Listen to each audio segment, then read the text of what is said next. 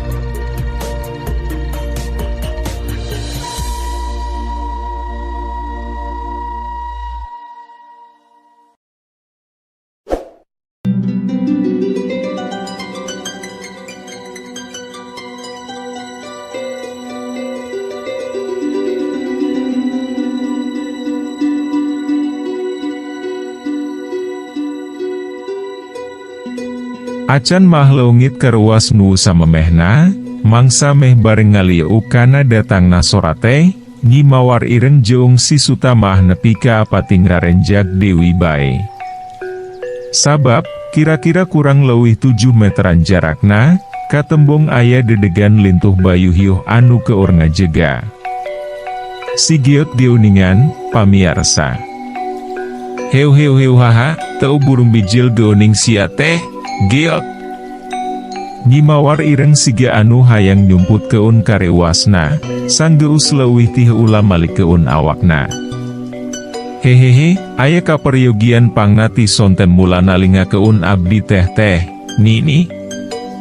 Lamun dina kaayaan be urang maah, geus pasti tembong karuas dina paroman Nyi mawar ireng waktu harita, mangsa ngadenge kekecapan si Geot anu sarupa kitu teh. Tetela geuning, ari si Geot maah geus apalun mangsa dirina ti sore mula keur aya anu nalingakeun teh. Heu. Sus teu kening gandeng, Nini, bilih kadarang weunku para prajurit anu nuju jaraga.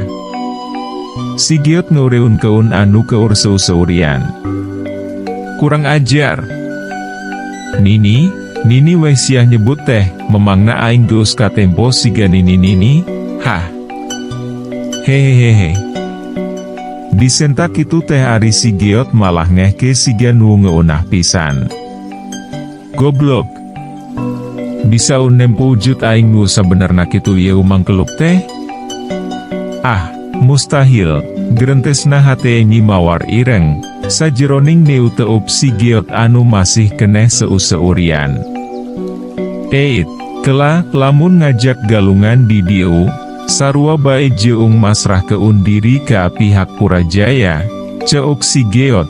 Mangsa si Suta geus rek sagajleng-gajlengeun pisan pikeun ngayakeun panarajang. Langsung ngarti kana maksudna meureun, dikitukeun teh si Suta maah gancang bae ngareret ka anu jadi guruna, siga anu mentaka mandang ngeunaan pipetaun nu sakuduna. Lah, loba kasiun teuing gancang podaran. Nyi Mawar ireng siga anu geus kagok asong. Sigiot tibang unggut-unggutan sarta rutreat ke anu duaan. Raag. Gajleng, suo.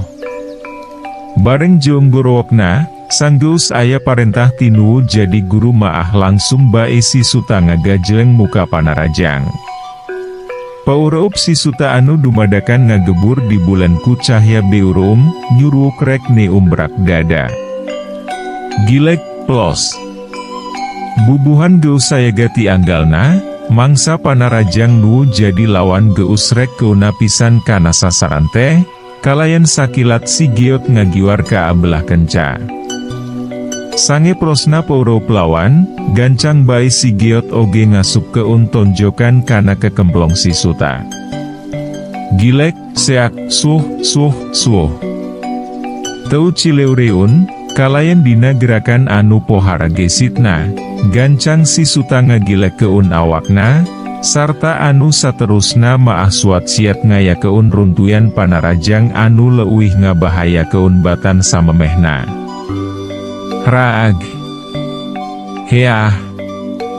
Wut, seak, suh, gilek, plos, gajleng, juralit, des. Antukna mah anu galungan di eta patempatan teh lumangsung kalayan pohara pisan ragotna. Boh Sigiot, pon kitu Dewi si Suta, pada gesit enggoning ngerah keun jurus-jurus andelanana, sarta asautik oge siga anu teu kapangaruhan ku mongklengna kaayaan pauting dina mangsa harita. Ari Nyi Mawar ireng, ti tadi oge siga anu caan hayang milu makalangan, malah nempokeun bae bari ngajanteng dina tempat nangtungna. Bener-bener geus aya di tingkat nu luhur kamampuhan eta mangkeluk teh, gerendengna Nyi Mawar ireng, mangsa nempo kacepetan gerak Sigiot anu mampu ngimbangan muridna.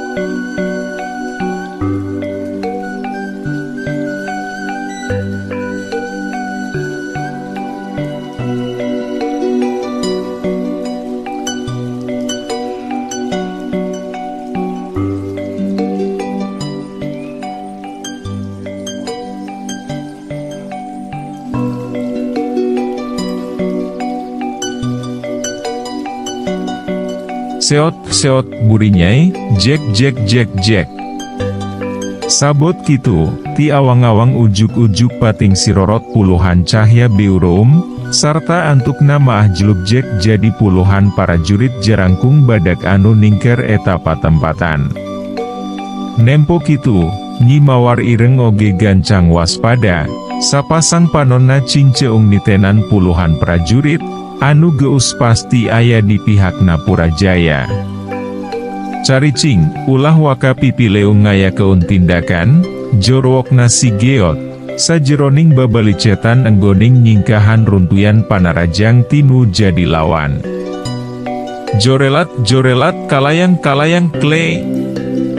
Meh bareng pisan jeung rapetna Dewi Biwir si Geot, ka eta patempatan pating jorelat welasan jirim, anu tetelanyi danding, Kipati. Kitanggul Sewu sarta abdi dalam anu sejenna. Aya naon ieu teh? Kipatih rutreet ka puluhan prajurit jarangkung badak, anu geus leuwih ti heula ngajarga di dinya. Teuing, Kipatih. Ngancok jang Geot, ulah wakapi pilueun ngayakeun tindakan. Dina mangsa Kipatih keurtumanya ka puluhan prajurit goit teh, Ari paniutup Nyi Dangding jeung Kitanggul Sewu katut anu sawarehna maah, malah museur ka adedegan awewe anu pohara giulisna, anu tayalian ka Nyi Mawar Ireng tea. Maneh geuning, Mawar Ireng. Rek naon pangajor-jor ka diu, tanya Kitanggul Sewu. Batan nembalan, Nyi Mawar Ireng maah tibang dulak-delak di barungku gudad gadeut, sarta anu saterusna maah malah musur keun Dewi paneuteupna ka anu keur galungan. Cicing heula. Kaula oge hayang nyaksian kamampuhan si Geot. Nyi Dangding gura-giru ngahulag, mangsa Kitanggul Sewu rek ngojengkang seja nyampur keun Nyi Mawar Ireng. Enya, langsung kahudang amarahna sigana maah eta aki-aki teh. Tibang bisa nyabar-nyabar maneh Kitanggul Sewu oge ari aya panyarek ti Nyi Dangding maah.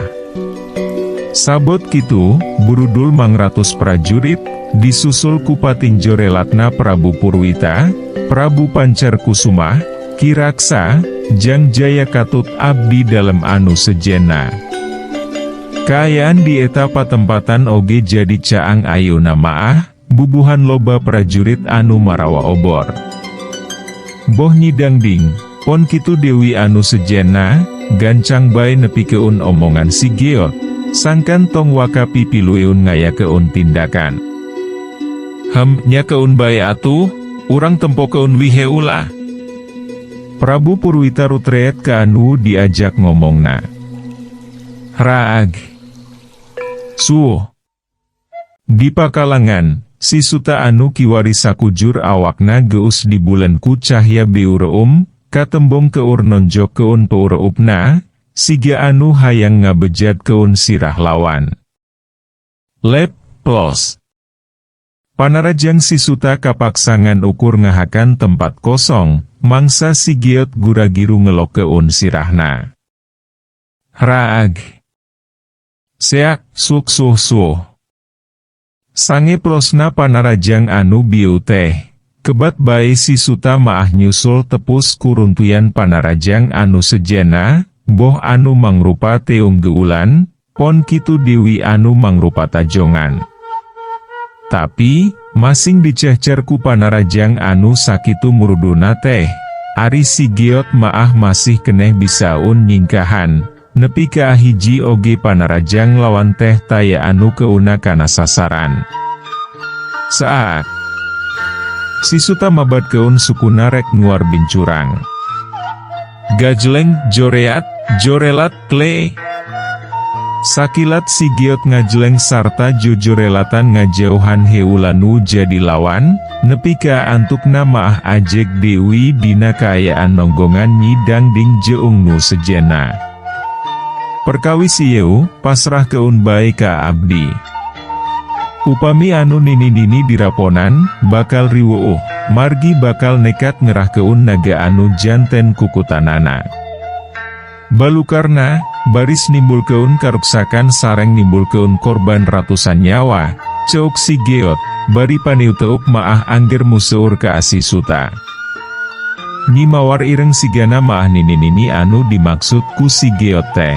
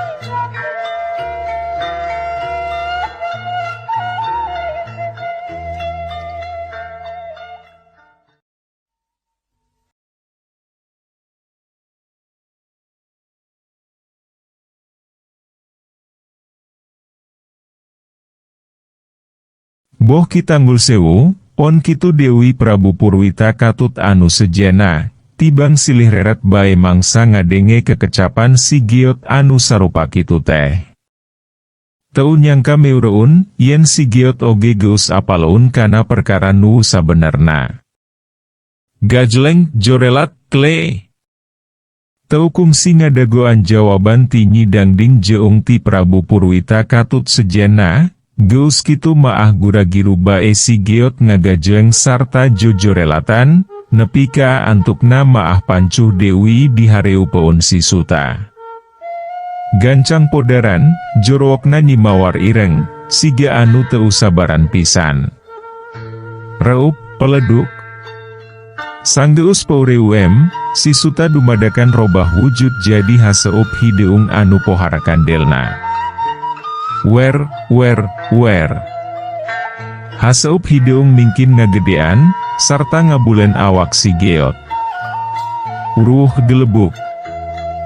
Balukar haseup hideung anu muter sakitu gedena, angin oge dumadakan ngagelebuk di sabu diureun eta patempatan. Nepi ka patingaringeuh sarerea oge. Ati-ati, Geot, jorowokna Nyi Dangding siga nu melang. Nya, ati-ati, jang Geot.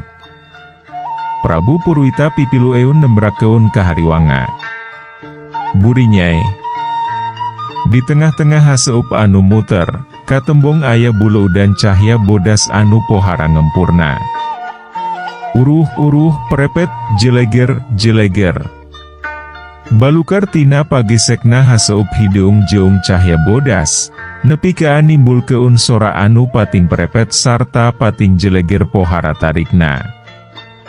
Wer, uruh. Sanggeus aya kana sababaraha kedapanana, antukna maah haseup anu asalna hideung teh robah kelir jadi biurum, sarta muterna oge jadi leuwih tarik batan samemehna. Mundur. Kipati Guragiru mere komando ka para prajuritna sangkan rada ngejerohan pakalangan, sabab tina haseup biurum anu keur ngabulen sarta pagesek jeung cahya bodas teh, ngaluarkeun hawa panas anu pohara pisan nyongkapna. Bakat ku panas, rurungkunan oge nepi ka aloba anu tarutung, sarta antukna maah pating gretek ngabebelah. Wer, uruh, burinyai, beledak geleger.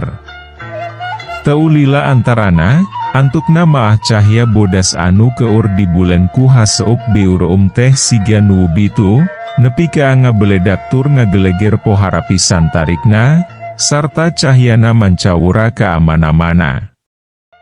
Langsung para puluhan seuneu obor dina cekelan para prajurit oge. Rep, angin anu asalna ngagelebuk dumadakan jempling sapada harita, da puguh oge haseup beurum anu muterna langsung ngiles teuing ka amana. Dina kaayaan eta patempatan anu dumadakan poek, tibang pating polohok bae pikeun sakedapan maah sarerea oge. Sanggeus puluhan obor disareung ut Dewi, katembong si Giot keur ngajanteng dina sisieun palataran anu deklok pohara gedena. Di tengah-tengah taneuh anu dumadakan deklok eta, katembong si Suta geus ngajoprak teu walakaya, kalayan pakaanana anu geus rangsak meh teu mangrupa. Ari tina perkara pakaian maah si Giot oge sarua, nepi ke ararawek sarta semu tarutung, tapi masih keneh nutupan oratna. Suta Nyi mawar ireng siga anu pohara rewa seunana. Si Giot jeung anu sejena maah tibang nareu teup nempo kitu teh. Kurang ajar, rasakeun siah wawales ti aing, Giot. Gajleng kalayang kle. Kalayan siga nu hampang pisan, dina tungtung kecapna teh harita keneh Nyi mawar ireng ngagajleng ngadeu keutan si Giot. Sarta ngan ukur dina sakali gerakan oge geus ngajega Dewi di hareupeun dedegan lintuh bayuh-yuh anu rek disangharupan ku dirina. Caricing tempo keun wiheula, bisi si mawar ireng nekat ngerahkeun naga kukutanana ari diraponan kulobaan maah, Ceup Prabu Purwita, mangsa nempo Ki Patih jeung nu sejena geus rek patinggajleng pisan ka apa kalangan. Enya, ingeteun keneh kana kekecapan si Giot neureun mata kitu ari Prabu Purwita maah, sabab lamun Nyi mawar ireng nepi ka ngerahkeun naga maah, geus pasti balukarna mata kriweuh ka sarerea. Ari dihula kunu jadi raja maah kabeh oge tayaan wani ngabangkang, gancang bae pati ngarengkong, sarta antukna maah tibang nareu teup ka tengah-tengah pakalangan. Modar siah, koplok. Heah. Gajleng, seah. Dina kacepetan gerak anu meh aya 3 ti keleun di saluhureun si Suta, langsung bae Nyi mawar ireng ngayakeun panarajang anu munggaran. Kuku-kuku leunguna anu dumadakan rarang goas, disabet keun rek megat keun urat diu heung nu jadi lawan.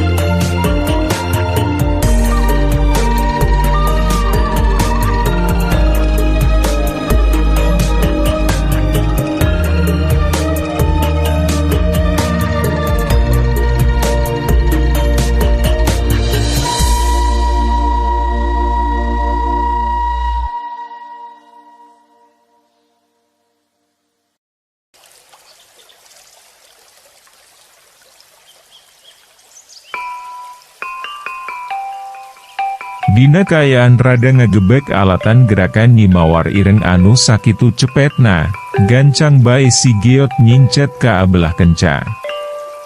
Tapi, karek mah awak naroba, kuku-kuku Nyi Mawar ireng geus mapak Dewi rek nurih bitis. Gajleng. Sigiot buragiru ngajaul nepi ka amapakan sirah lawan. Siga anu embung mere kasempetan gerak, dina kaayaan musuh keur ngalayang keneh teh, gancang bae Nyi Mawar ireng nyusul tepus kuruntuyan panarajang susulan. Seah, suh, siet, gilek, juralit, plos. Runtuyan panarajang Nyi Mawar ireng masih keneh bisa disingkahan, sok sanajan antukna maah Sigiot kudu meu beut keun awakna kana lemah. Gorentel. Sigiot buragiru gogorentelan ngajauhan lawan, siga anu hayang neangan heula lokong kerang pikeun gerak. Untungna teh Dewi, sanapakna Dewi sukuna kana lemah teh, Nyi Mawar ireng oge henteu langsung ngayakeun panarajang nu saterusna. Heu hahaha, lumayan oge geuning kabecus sia teh, ceuk Nyi Mawar ireng, mangsa Sigiot geus pancuh Dewi dina tempat nangtungna. Teukum sinembalan, Sigiot maah tibang malik neu teup ka anu jadi lawan. Tapi, aya nu rada beda tina teu-teup mateh dina mangsa harita maah, sorot panonna katembong semu kosong, teuing naon anu eu keur dilakukeun. Hayo siah maju, koplok. Sikep jeung kekecapan Nyi Mawar ireng estuning pinuh ku panangtang. Kalayan sorot panon anu katembongna geus biasa Dewi siga asalna, Sigiot maah tibang nyerengeh semu unggut-unggutan. Go, ngadon nagog heula, ngarongkong ka ai anu gogoletakan, sarta gedena kira-kira saluhureun 3 ulangan. Blewer. Sigiot maledokeun eta kai. Mangsa kira-kira 2 jengkal Dewi rek keuna kana beu ngeutna, sakilat Nyi Mawar ireng nyabet keun kukuna. Siga anu dicacaku pedang, eta kai teh langsung baruntung jadi sababaraha bagian. Nepi ka pati ngarenjak sarerea oge nempo kitu maah. Heu hahaha, abong budak sia, make jeung buladak baledog sagala, ceuk Nyi Mawar ireng sanggeusna seu-seurian.